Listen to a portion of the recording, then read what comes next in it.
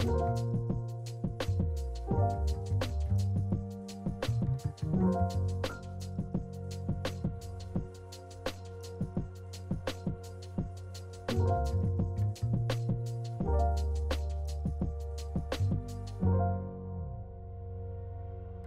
have a story to tell you.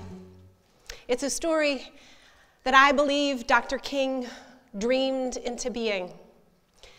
A story of a police officer and a man who was incarcerated for 15 years. How they found themselves, quite surprisingly, in beloved community together, at a moment in our world in which the likelihood of their kinship feels almost unimaginable. But this is not only the story of how these two men crossed a difficult divide in divisive times to become worthy of one another's trust. This is also the story of how a police department, a re-entry program, and a theater company forged an unlikely alliance to imagine a new creative response to an old, difficult problem. I share this story because it reveals something powerful about what can happen when institutions invest in using the arts as a medium for social healing. Social healing. As a country, we are living in turmoil. We are bombarded by a 24/7 news cycle that confronts us with tensions that are painful to hold and confusing to navigate. Our social media feed is like an IV drip, constantly pumping us with a narrative of social upheaval, political gridlock, fractured relationships. It's exhausting, and it's stressing us out.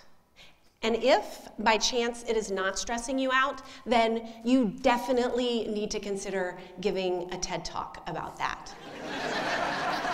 The national suicide rate has risen 30% since 1999. We don't know how the story is going to end. Our measure of sorrow and fear, anger and loneliness, overwhelm and anxiety, you feel it, right? I know I do. As a mom, as a founder of a nonprofit in the city that I grew up in and love, to build a healing legacy inspired by Dr. King's dream, I find myself holding these questions these days. How do we honestly tend the wounds of history without getting terminally stuck in fight, flight, or fright mode? How do we protect our aliveness, joy, and hope? How do we build new life-affirming culture where everyone feels safe, valued, and connected? And most importantly, how do we build peace in such a time as this? I grew up in Memphis in the 80s with lots of privilege, white privilege, in case you didn't notice. And this did not dawn on me until the afternoon that Mrs. Sheila Patrick, history teacher at my private all-girls school, called upper school students and faculty into her classroom for a meeting. You see, our student council was having a fundraiser, and we were selling students as slaves for a day. 1985. I watched Ms. Patrick as she began pacing back and forth in the front of the classroom, her body literally heaving with sorrow, the tangle of her grief and rage in full exposure.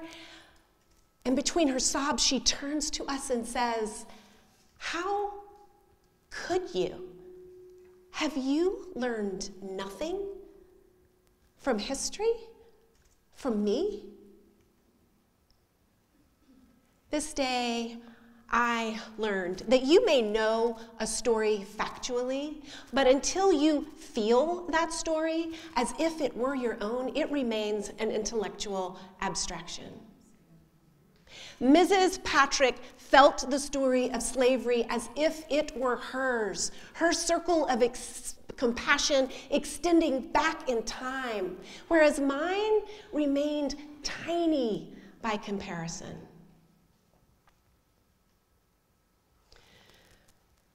She was the first adult to model empathy and vulnerability, trying to help us grasp what Dr. King so poetically termed our inescapable network of mutuality.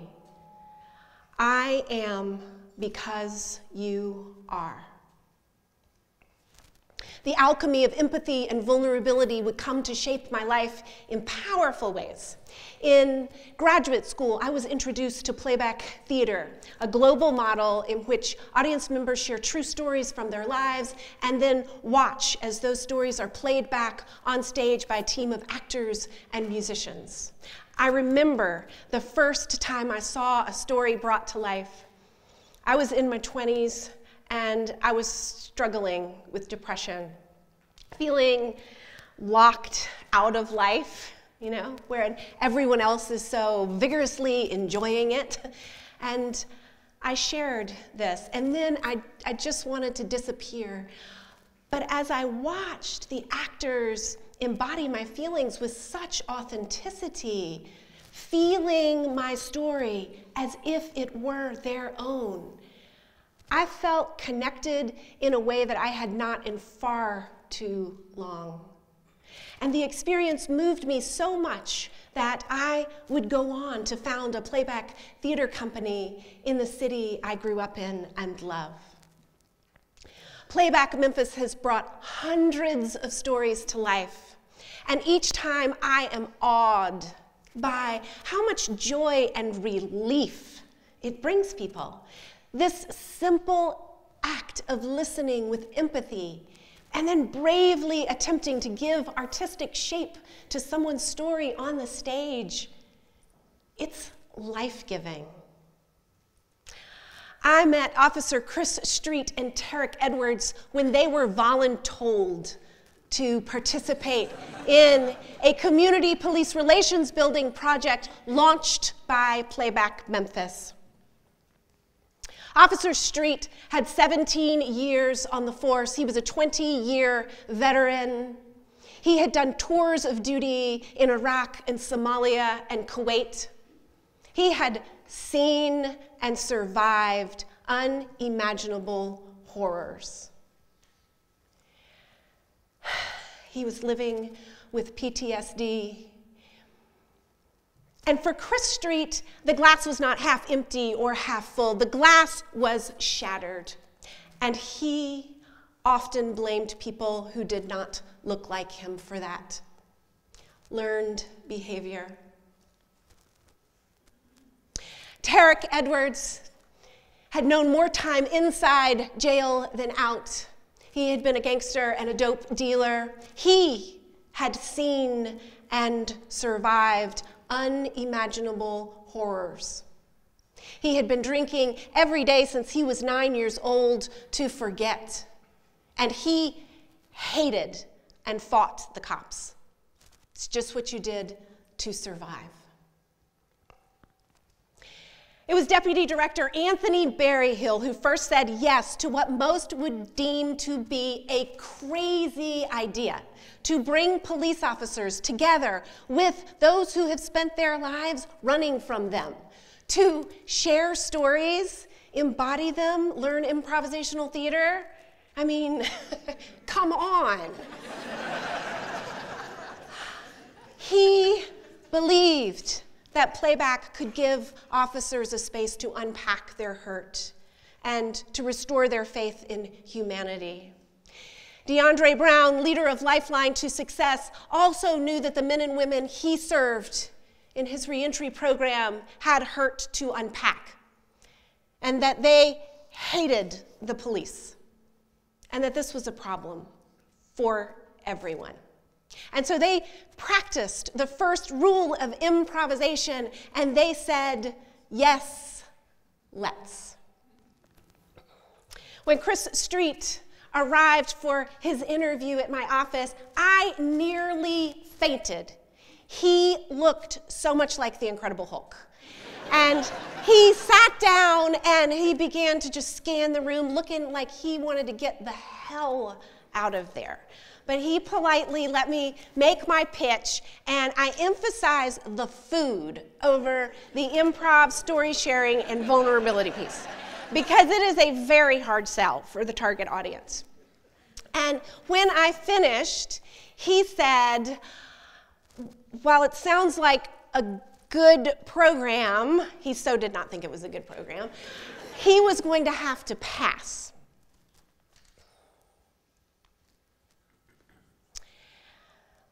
I miraculously convinced Officer Street to attend one session. And when he first experienced Playback, without sharing the details of his story, because they were more than he or we could bear, he risked sharing his vulnerability. And as the actors brought to life the tenderness of his heart to the stage, his tears welcomed the tears of others, giving permission for everyone to lay down their armor. The relief in the room was palpable.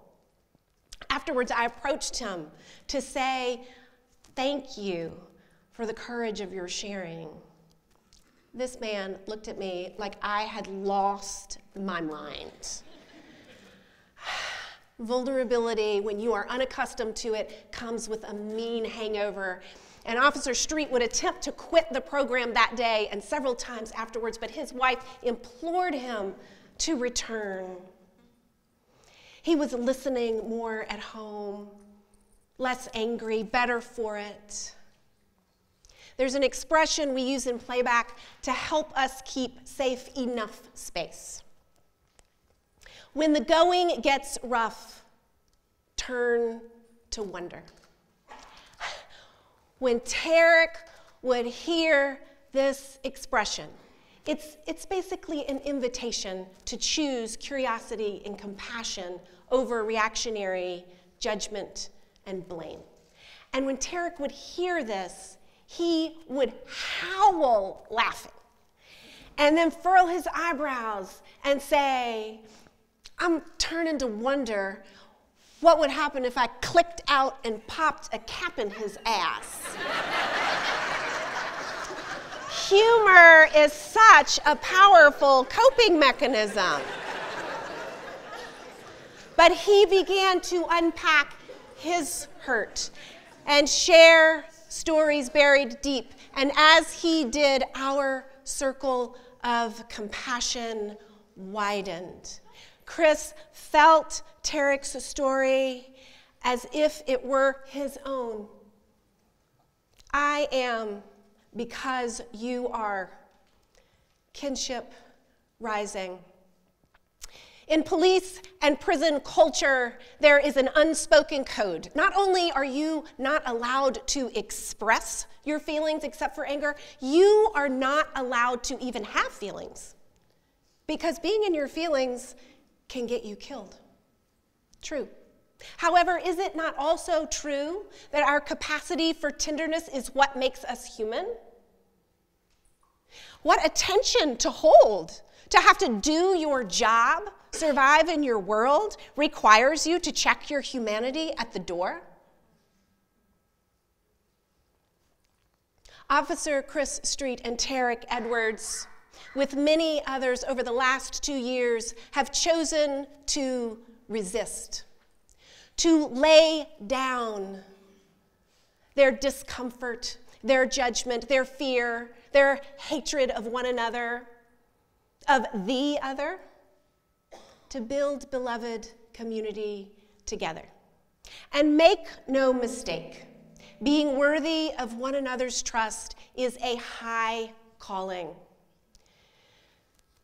It still feels like the chasm of our divide could suddenly engulf us.